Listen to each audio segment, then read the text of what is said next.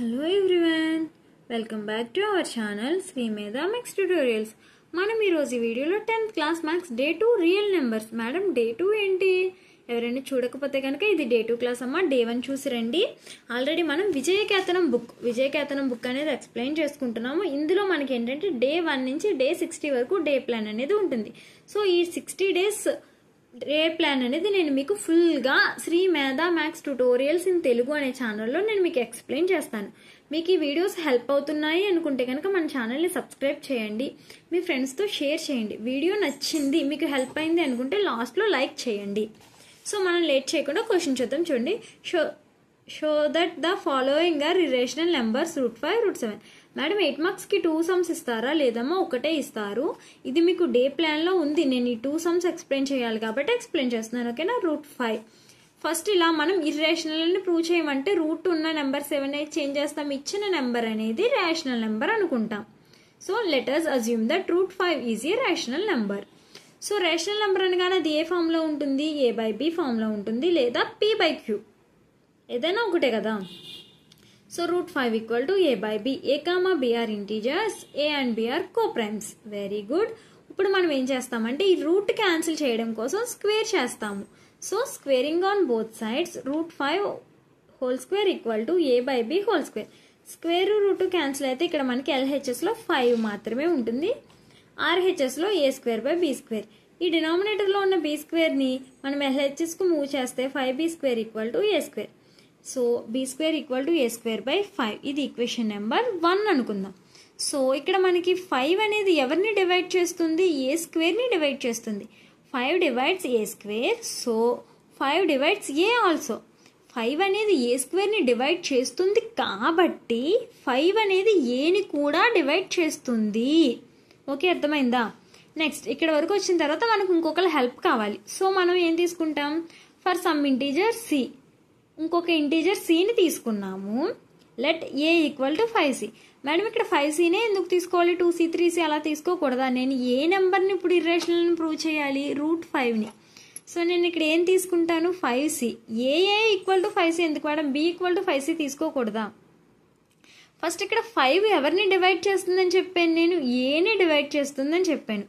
So ఇక్కడ నేను a equal to 5c అనేది తీసుకోవాలి. అర్థమైందా? ఎందుకు ఏ తీసుకుంటున్నామో, ఎందుకు నెంబర్ 5 తీసుకుంటున్నాను అన్నది అర్థమైంది కదా మీకు. ఇది అర్థమైతే ఇక్కడ √5 ప్లేస్లో ఏ నెంబర్ ఇచ్చినా సరే మీరు సమ్ చేయగలరు.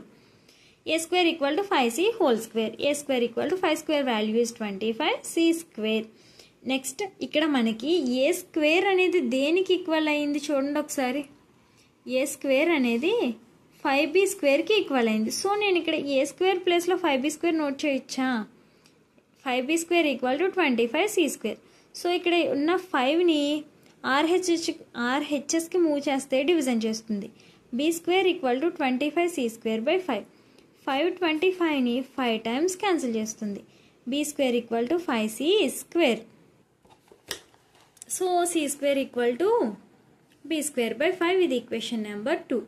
5 divides b². So 5 divides b also. From 1 and 2 5 is the common factor of a and b. But this is contradiction. a, b are co-primes. Our assumption is wrong. Therefore, √5 is an irrational number. అర్థమైంది కదా? ఇలానే √7 కూడా solve చేద్దాం. చూడండి,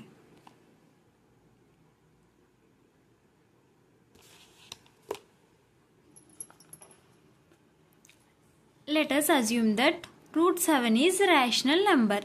so √7 అనేది irrational అని మనం prove చేయాలి. సో ఫస్ట్ మనం ఏం చెప్తున్నాము? √7 అనేది రేషనల్ నెంబర్ అనుకుందాం. అది రేషనల్ నెంబర్ అనుకుంటే ఏమవుతుంది అప్పుడు? √7 equal to a/b. a/b are integers and a/b are coprimes. Squaring on both sides √7 whole square equal to a/b whole square. Square root cancel అయితే 7 equal to a²/b². So 7b² equal to a², b² equal to a²/7. ఇది equation number 1. Next 7 divides a². ఈ 7 అనేది a²ని divide చేస్తుంది కాబట్టి ఈ 7 అనేది aని కూడా divide చేస్తుంది. For some integer c. ఇప్పుడు మనం ఇక్కడ ఇంటీజర్ సి అనేది తీసుకుందాం. ఏ ఈక్వల్ టు 7c. ఇక్కడ ఏ ఎందుకు తీసుకోవాలో చెప్పాను. ఇక్కడ నెంబర్ 7 ఎందుకు వచ్చింది? ఇప్పుడు నేను √7ని కదా ఇర్రేషనల్ అని ప్రూవ్ చేయాలి, అందుకని √7c వచ్చింది. అదే మనం ఈ సమ్లో చూసుకున్నట్టయితే ఏ ఈక్వల్ టు 5c వచ్చింది. So A square equal to 7c whole square, A square equal to 49c square. కానీ ఏ స్క్వేర్ అంటే ఎవరు ఇక్కడ value? A square equal to 7b square. So A square ప్లేస్లో నేను 7b స్క్వేర్ని నోట్ చేశాను, equal to 49c square. B square equal to 49c square by 7. 749ని 7 times cancel చేస్తే B square equal to 7c square. Then C square equal to B square by 7. ఇది equation number 2. 7 divides B square, so 7 divides B also. From 1 and 2, 7 is the common factor of A and B. A కి B కి 7 అనేది common factor అవుతుంది.